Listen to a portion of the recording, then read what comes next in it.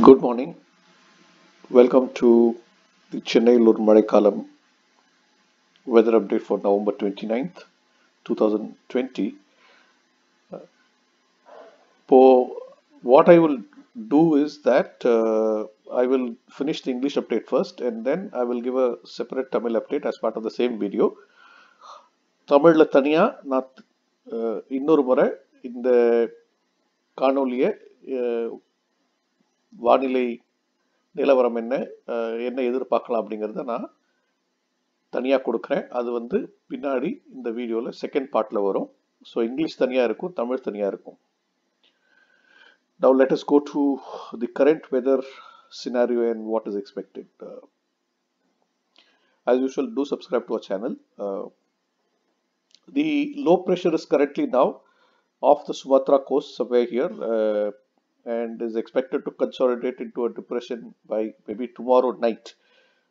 Crucially, if you see, it is slightly to the east southeast of where cyclone Nivar had its origins. Okay, in the this crucial difference could make a small change in the overall dynamics for the upcoming depression as compared to cyclone Nivar. A, it might take a lower path. B, it might take time to consolidate because it's closer to the equator.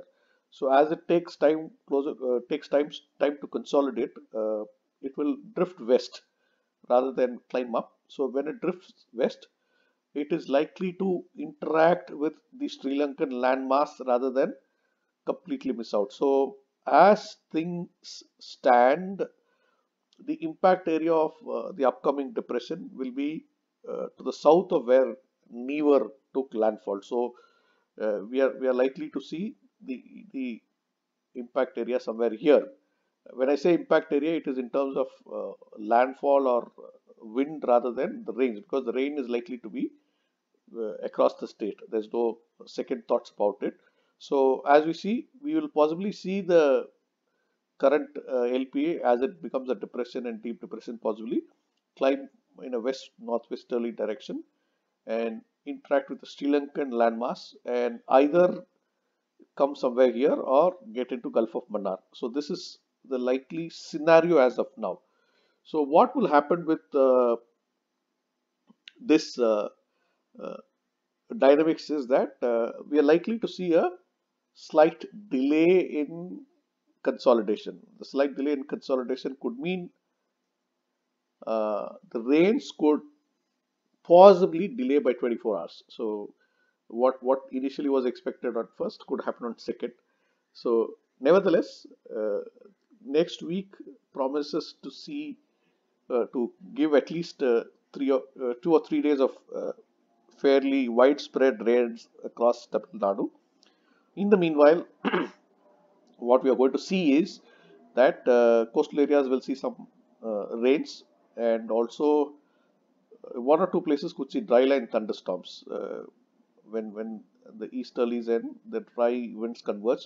As things stand, maybe these dry line storms could happen north of Chennai. We don't know exactly how the real-time situation will pan out, but yes, there is a chance for coastal areas to see some dry line thunderstorms, while isolated rains will continue to happen over the coastal areas.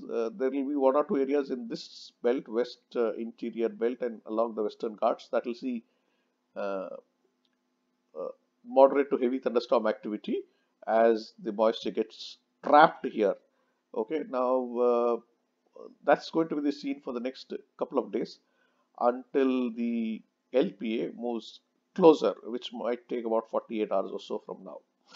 Okay, so that's the way things are. So as far as today's rainfall potential goes, as I said, coastal areas could see some bit of rains here, and places along the western ghats could see some bit of rains with moderate to heavy thunderstorm activity. These are basically areas where the eastern ghats are playing a role, actually, as I could understand. This is the Javadu Hills, Kalvarayan Hills. So possibly the eastern ghats induced orographic rainfall is happening here, which is increasing the spell of rains. for some of these places in interior parts of Tamil Nadu and Andhra Pradesh. So that's how things are for today. We'll continue to update the developments on the low pressure area.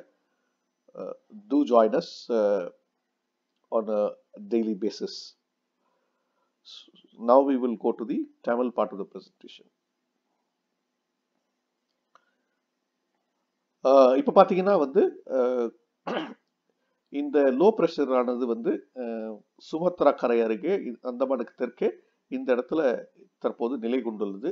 இந்த நிலை கொண்டுள்ள இடமானது நீங்க பார்த்தீங்கன்னா நீவர் புயல் உருவான இடத்தை விட இன்னும் சற்று கிழக்கே தென்கிழக்கே உருவாகியுள்ளது. இன்னும் சற்று கிழக்கே தென்கிழக்கு உருவாகி இருக்கிறதுனா வந்து பூமத்திய ரேகைக்கு இன்னும் கொஞ்சம் அருகில் உருவானதால் அதன் சுழற்சி சற்று தாமதப்படும். அதாவது வந்து பூமத்திய ரேகைக்கு கிட்ட இருக்கிறப்ப ஒரு சலனத்தால சுழற்சியை நல்லா பண்ண முடியாது. அதனால வந்து எப்பயுமே வந்து அதனாலதான் பூமத்திய ரேகை கிட்ட புயலின் உருவாகத்துக்கான சாத்தியக்கூறுகள் குறைவுன்னு சொல்லுவோம். ஸோ இந்த சலனமானது இன்னும் சற்று மேல் நோக்கி நகரும் வரை இது வந்து இன்னும் வலுப்பெறுவதற்கான சாத்தியக்கூறுகள் குறைவுன்னு தான் சொல்லணும். இதனால என்ன நம்ம எடுத்துக்கலாம் அப்படின்னா, நீவர் கம்பேர் பண்ணோம்னா சைக்ளோன் நீவரை நம்ம பார்த்தோம்னா வந்து கம்பேர் பண்ணோம்னா இந்த வரக்கூடிய நிகழ்வானது கிட்டத்தட்ட சற்று தெற்கிலேயே இதன் நிகழ்வு இருக்கக்கூடும் தான் நம்ம எதிர்பார்க்கலாம். ஸ்ரீலங்கா ஒட்டியே இருக்கிற மாதிரி. அதனால வந்து இதன் தாக்கம் டெல்டா மற்றும் தெற்கு தமிழகத்தில் அதிகமாக இருக்கக்கூடுங்கிறது தான் வந்து தற்போதைய எதிர்பார்ப்பு. தாக்கம் நான் சொல்றது வந்து மழையின் தாக்கம் அல்ல, ஒரு கரை கடக்கும் நிகழ்வாக இருந்தால் வந்து இதன் கரை கடக்கும் நிகழ்வு நீவரா ஏற்பட்ட இடத்திற்கு தெற்கே தான் இருக்கும்.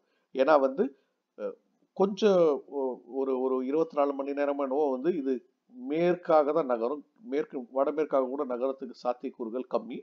சற்று மேல் எழும்பும் போது இதன் சுழற்சி வலுப்பெற்று குறைந்த காற்றழுத்த தாழ்வு மண்டலமாக மாறி இலங்கை கரையை நோக்கி நகரக்கூடும். தற்போதைய சூழலை பார்த்தோம்னா இந்த சலனமானது இலங்கை நிலப்பரப்பில் ஊடுருவதற்கான சாத்தியக்கூறுகள் அதிகமாக இருப்பதால் இதன் வலுப்பெறும் நிகழ்வு அதனால் சற்று குறையக்கூடுங்கிறது வந்து கணிப்பு. அதனால இலங்கை நிலப்பரப்பில் ஊடுருவினால் வந்து ஒரு சலனமானது புயலாக வலுப்பெறும் சாத்தியக்கூறுகள் குறைவுன்னு தான் நம்ம சொல்லணும் சாதாரணமா. ஸோ இந்த வரும் சலனமானது இலங்கை நிலப்பரப்பை ஊடுருவதற்கான சாத்தியக்கூறுகள் அதிகம் தான் சொல்லணும் நம்ம. அதே மாதிரி பார்த்தோம்னா இந்த சுழற்சியானது சற்று தாமதப்படுவதால் மழை நிகழ்வும் ஒரு 24 மணி நேரம் தாமதப்படக்கூடிய சூழல் இருக்கு. ஸோ 1ஆம் தேதி அதிக மழை பொழிவு வரலாம் என்று எதிர்பார்க்கப்பட்ட நிகழ்வு 2ஆம் தேதி தள்ளி போகக்கூடிய வாய்ப்பு இருக்கு. அது வரைக்கும் ஆனா கடலோர பகுதிகளில் குறிப்பா சொல்லணும், தென் தமிழகம் டெல்டா பகுதிகளில் ஆங்காங்கே மழை பெய்யக்கூடிய சூழல் நிலவும். அது தொடர்ந்து நீடிக்கும். அதே போல் மேற்கு தொடர்ச்சி மலையை ஒட்டிய சில பகுதிகளில் அவ்வப்போது சற்று பலத்த மழை பெய்யக்கூடிய சூழல் தொடர்ந்து நீடிக்கும். ஆனால் பெரும் மழை நிகழ்வானது 1ஆம் தேதி ஏற்படக்கூடிய சூழல் இருந்தது. தற்போது 2ஆம் தேதி நடக்கக்கூடும் அப்படிங்கிற நிலைக்கு இருக்கு. இது வந்து ஏன்னா இந்த குறைந்த காற்றழுத்த தாழ்வு பகுதி வலுப்பெறுவதற்கான நிகழ்வு சற்று தாமதம் அடையக்கூடும் என்பதால் இன்றைய தினத்தை பொறுத்த வரைக்கும் கடலோர பகுதிகளில் சில இடங்களில் ட்ரைலைன் தண்டர் ஸ்டார்ம்ஸ் நம்ம சொல்றோம். உலர்ந்த காற்றும் ஈரமான காற்றும் குவியல் ஆகக்கூடிய இடங்கள்ல ஓரிரு இடங்களில் நாம் பலத்த மழையை சடன் பர்ஸ்ட் ஆஃப் ரெயின் சொல்லுவோம். நிறைய நேரம் நீடிக்காது, திடீர்னு ஒரு மிக பலத்த மழைக்கான இது பெய்யும். இது வந்து தற்போதைய சூழல்ல ஆந்திர கரையோரம் அருகே நடக்கக்கூடிய சூழல் அதிகமா இருக்குதுதான் வானொலி படிவங்களின் கணிப்பு. அதே போல கிழக்கு தொடர்ச்சி மலையை ஒட்டிய சில பகுதிகளில் கல்வராயன் மலையாகட்டும், ஜவ்வாது மலையாகட்டும், இந்த மலை ஒட்டிய சில பகுதிகளில் நல்ல மழையை நம்ம எதிர்பார்க்கலாம். ஏன்னா வந்து கிழக்கிலிருந்து வரக்கூடிய காற்று இந்த மலை ஓடுகளில் இடிக்கும் போது மலையின் கிழக்கு பகுதியில் உள்ள இடங்களில் சில இடங்களில் நல்ல மழை எதிர்பார்க்கலாம். அதே போல் மேற்கு தொடர்ச்சி மலையின் சில பகுதிகளில் நம்ம ஒரு சில இடங்களில் மிதமானது முதல் சற்றே பலத்த மழை எதிர்பார்க்கலாம். இதுதான் இன்றைய சென்னையில் ஒரு மழைக்காலம் வானொலி வலைப்பதிவின் இன்றைய வானிலை காணொளி. நன்றி, வணக்கம். நீங்க உங்க கமெண்ட்ஸ், ஃபீட்பேக் எல்லாமே ஷேர் பண்ணுங்க. முடிஞ்ச வரைக்கும் நாங்க இங்கிலீஷ் அண்ட் தமிழ்ல எப்படி இரண்டிற்கும் ஓரளவுக்கு நல்லா சொல்ற மாதிரி எப்படி செய்ய முடியுங்கிறத பார்த்து நாங்கள் செய்கிறோம். ஏன்னா எங்களுக்கு ஆங்கிலத்தில் கேட்பவர்கள் உள்ளனர், தமிழில் கேட்பவர்களும் உள்ளனர். இவ்விரு பாலாருக்கும் பாரபட்சம் இல்லாமல் நாங்கள் செய்ய வேண்டும். Do share your comments, likes and feedbacks. We will try to do justice to both English and Tamil in the days to come by opting for bilingual presentations in the same video. Thank you once again for joining us to stay with us in this journey.